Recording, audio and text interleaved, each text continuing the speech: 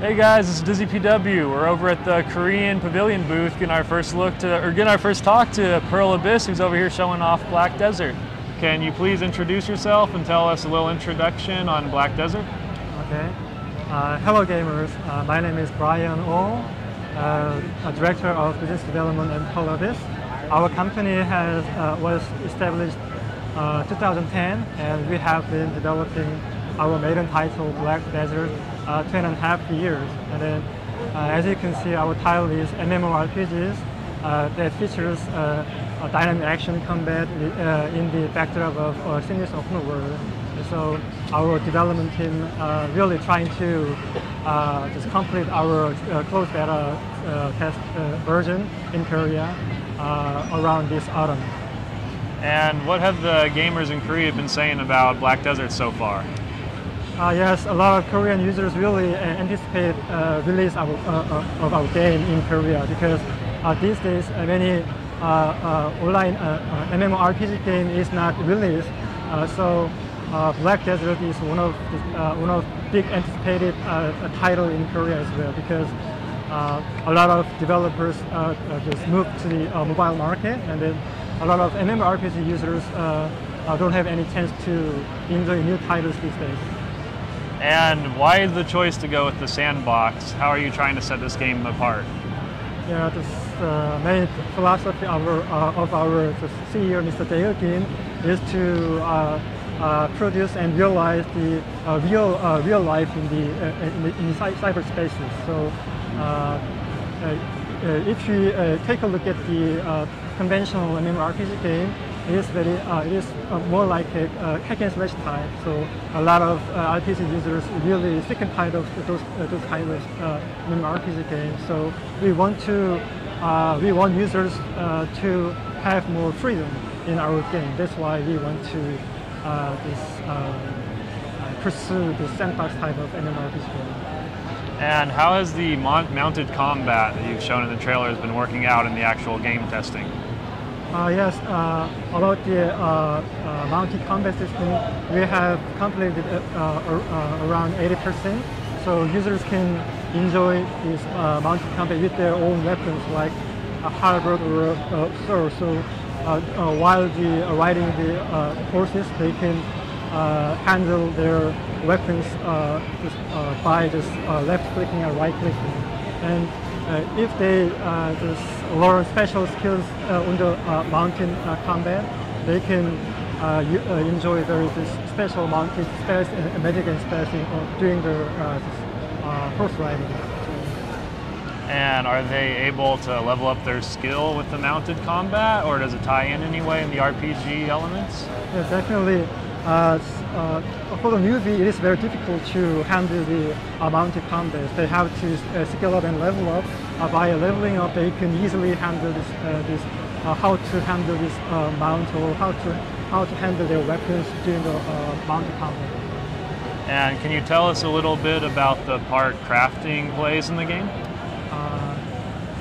Crafting is one of the key features of our game, because to realize the sandbox game, we want to provide a lot of crafting and manufacturing and producing things.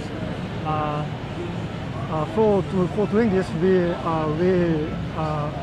allow users to hire a lot of NPC workers, because many users really want to focusing on their just combat contents. So some users really don't want to spend their time, gathering some materials or crafting things. So by hiring a lot of NPC workers, they order them to mine or in some area.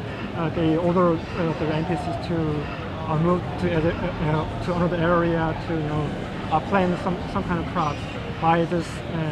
By gathering and by selling the market, they can earn a lot of money, and with this material they can produce weapons and armor in our game. So I think Black Desert is the first game to realize and mimic the real world. And beyond, very realistically.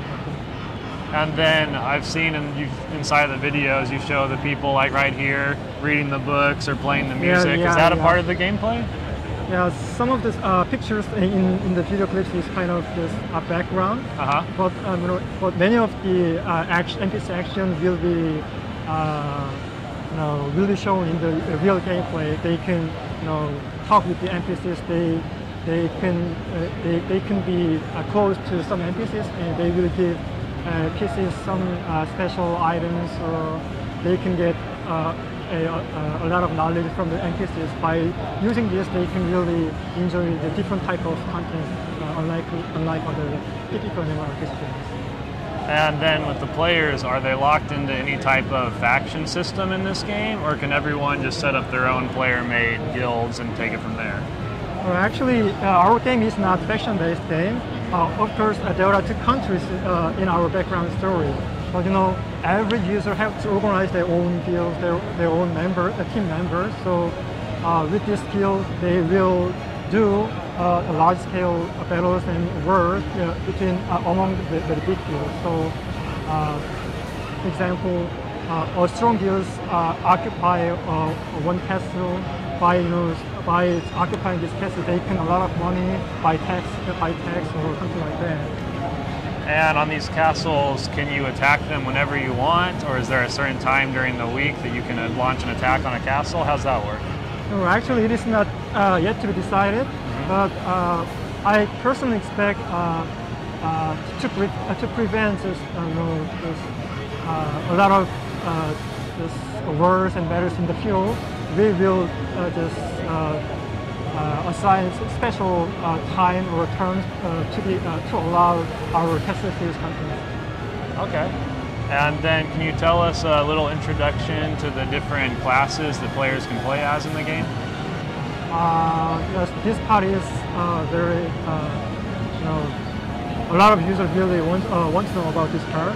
Yeah, currently we just prepare 4 main classes: a fighter, and sorceress, giant, and archer. And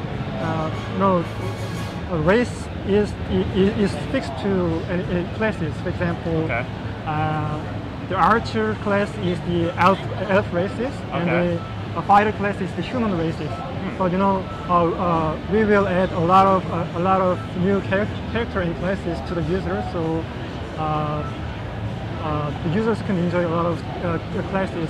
For example, at the time of open beta in Korea, or when we bring our title into Western market, we're gonna provide more than 10 or 12 classes to the users. So it's very interesting. I think this is a very interesting factor to users as well. Sounds great. And then I'm sure from those classes you have different paths for customizing it, or is there set trees, or do they just choose from a selection of skills?